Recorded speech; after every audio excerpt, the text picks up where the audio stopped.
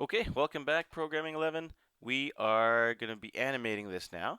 So I've spent some time inventing this shape, and I wrote it in a static mode sketch. So now I'm going to take it, all the code from here, and I'm going to copy and paste it into a new sketch. So I have another sketch over here that's set up for animation, right? I have the void setup function definition all here. I have the void draw function definition here. So that means it's going to be kicked into animation mode. Active mode is what it's called, and it's good to go. So there's a couple ways to do this. You could cut and paste all this lovely code that makes our compass. You could cut, or whatever it is your shape is, you could paste it into the draw function, and that would work, but it would be kind of annoying because you already, assuming this is a more advanced drawing like the animation project you did with the mountains moving, there's already a lot of stuff in the draw function, and it's going to get messy and crowded and confusing. So I'm not going to paste it into the draw function. And I'm not going to paste it into setup either. I'm going to make a new place to hold this code. So I'm going to make a compass function. And you can make a function with a different name that's appropriate for your shape, whatever it is you drew. So I'm going to go down past the end of draw, past that last brace, and I'm gonna make a new function definition. And guess what? You can just make as many of these as you want. I'm gonna make void compass, and I'm gonna put a comment to say end compass. Put that in like that, and you'll notice that the word compass didn't turn green.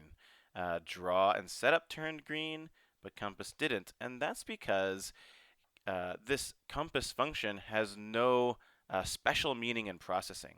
Unlike setup and draw, right? Setup and draw are functions that are tied into the animation engine of processing. They're special. They're made for processing specifically. This is a new function that we're making ourselves. It's like a custom-made function definition. So it doesn't turn green. So all your custom functions that you make, that's what they'll look like. And what I'm going to do now is I'm going to copy and paste the stuff over here. I'm not going to copy and paste the size or translate. I'm just going to copy and paste the code to draw the compass. I'm going to get it all, and I'm going to Control C, and I'm going to go over here, and maybe let's move there, and Control V to paste. Now, there's one last thing I want to do. You'll notice that it's usually in a function there's like an indentation here. It's not going to break anything if it's not there, but it sure helps us to see where a function begins and ends, which turns out to be a pretty critical thing. So I'm going to, instead of manually indenting everything, you can press Control T, T like a tiger, to auto indent. Control T, bam, it indents everything in our whole project correctly. Just auto indents everything. Oh, so nice. Okay, so what have we done? So I made a void compass function. I pasted all that beautiful code to make a compass. And watch, we're going to run it. No compass. So all our hard work so far has not paid off. But what we have done is we have made a new function that didn't exist previously, and we can call upon that function. Watch this. Now, just like I could say in draw function ellipse or rect or line, I can now say compass. Yeah, let's try it. Bam. It's a compass. We've actually extended the language of processing. We've made new words, new verbs really, that processing understands. It understands that when I say compass, it's like, oh, you mean do all these commands. Cool. It's almost like a shortcut, a nickname, if you will, a label for this group of these group of instructions. So anytime we want to draw a compass, no problem. It'll draw a compass for us. So the next thing we want to do is be able to move it, And right now, we're kind of stuck. It doesn't really move. And you might be thinking, oh, Mr. Pelche, I know. What if you typed in some numbers here? Yeah, good idea. Except it's not quite ready. So for example, if I type in, this is 800 by 600, so 400, 300, you would expect it to go to the center, right? Based on this. Watch what happens though. Wah, wah, it's an error. And I don't know if you can see the error message. I don't know if I can see the error message. Ooh. It says the method compass in the type blah blah blah is not applicable for the arguments int. So what's going on here? It's saying it didn't expect these numbers. It didn't expect these arguments, and it doesn't really know what to do with them because the function's not programmed to accept arguments. It is a function that does not take any arguments right now. So that's all it can really do. So let's fix that. Let's make it so that we could type in, 400, 300, and it will actually move it to the right place. So the first step is to get the compass function ready to accept these two arguments. So what we're going to do is create parameters. Yes, parameters. I'll write the word down. I'm going to put it right above compass because this is where they're going to go. In those, right in here. Right inside of this space here. This is where the parameters are going to go. What's a parameter, you ask? A parameter is like a variable. It looks quite similar to a variable, and they are designed to catch the arguments that you send a function.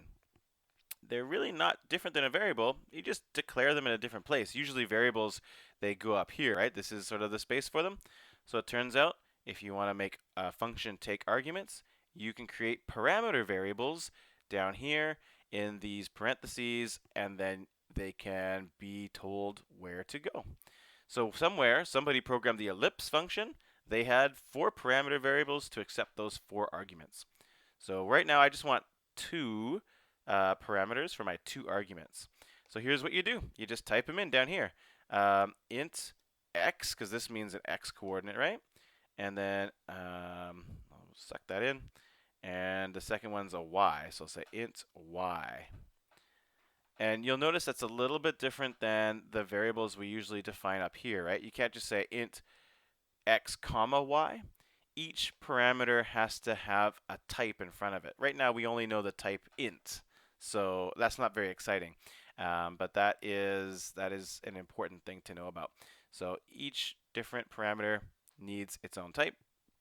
And now this will run, but x and y don't mean anything yet. So now it doesn't crash on us when we give it 2 arguments. But we don't do anything with these parameters. The parameters get the values of the arguments. So x becomes 400, y becomes 300. But then we just forget about it. We don't do anything with it. So what can we do with x and y? Oh, here we go. Ready? Ready for this? Translate. Remember translate? We saw it in the last video to move around the xy coordinate. So we can translate to x and y. Yeah? Are you with me on this one? I know it's a little bit crazy because we're doing a lot of new stuff in this last couple video, or this last one in this video. A lot of new stuff, right? But this is a beautiful thing. If we translate to xy, look what happens. Oh, we moved it. And we can move it from these arguments. I can put this at 0, 300, and it will draw it over here. I could put it at, whatever. Like I bet you get the idea, but I could put it 800, 300, and now it's over here. All of a sudden, we have this new verb, compass, which will do the action of drawing a compass. And you almost don't even have to look down here anymore. Now you can just work with this function, and we could program in some movement using the stuff we already know how to do. There's one last thing before I go and do that, though. I want to include is that this translate will mess up our whole drawing. So for example, if I had an ellipse that's at 400, 300.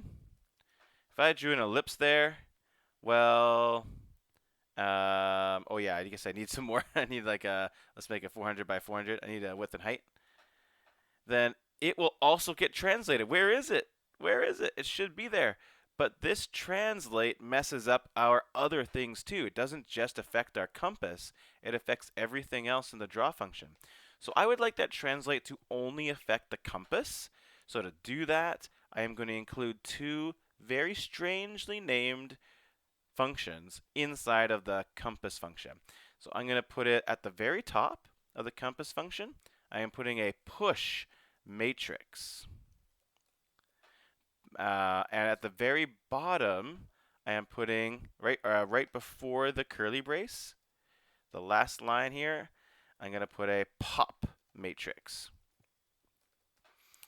So that's going to sandwich our entire function. And just to demonstrate that that works, I think this will work, you'll see the ellipse now. That ellipse isn't being translated. Only the compass is being affected by those numbers now. So what the heck was push and pop matrix? So this is basically, the word matrix makes you think of like, the guy dodging bullets in a trench coat and sunglasses, right? Old movie, The Matrix, which I saw 5 times in theaters when it came out in the 2000 whatever it was, because I was a huge nerd. I guess I still am. Anyways, push matrix actually refers to the math that's involved in translating. Any kind of math that moves things around on the screen, rotates things, any kind of transformation of any kind on the screen requires matrices, which are grids of numbers. And we don't see any of that stuff. We're not exposed to the math that's going on. But that's why the word push matrix is in there. It's all about sort of this matrix multiplication concept, which you don't really need to know anything about. So what you do need to know is push matrix basically means begin transformations. Transformations are just like that in Math 9. You learned about rotations, reflections, translations. Those words are all the same words as what's happening now. And the pop matrix is the end transformations. So all the transformations we did will be local to whatever the compass is, and it won't spill out into everything else. So now it's going to work nicely. Okay? Okay. So here we go. Here we go. We're going to do this. It's going to be so exciting. We're going to move that compass now. So I'm going to go ahead. I'm going to make a variable int compass x. I'm going to initialize it. Compass x equals 0, we'll say. And then I'm going to, let's get rid of this ellipse. Actually, I don't care. We'll leave ellipse in. I'm going to say something along, no, let's get rid of it. Bye, ellipse. I'm going to say compass x equals compass x plus 5, sure. And then if compass x is greater than, say, 1,000 or something, we'll reset it back to the beginning, which is compass x equals minus 200. And now look at our tiny little program. It looks like it's a tiny program, as simple as those practice ones when we were making ellipses move around on the screen, right? But now our ellipse is a compass. And all that same logic is the same logic as we were using before. And, oh wait, nothing happened. Oh yeah, I guess we have to plug in the compass variable into our argument. And voila, we have a compass. A compass is sliding across the screen.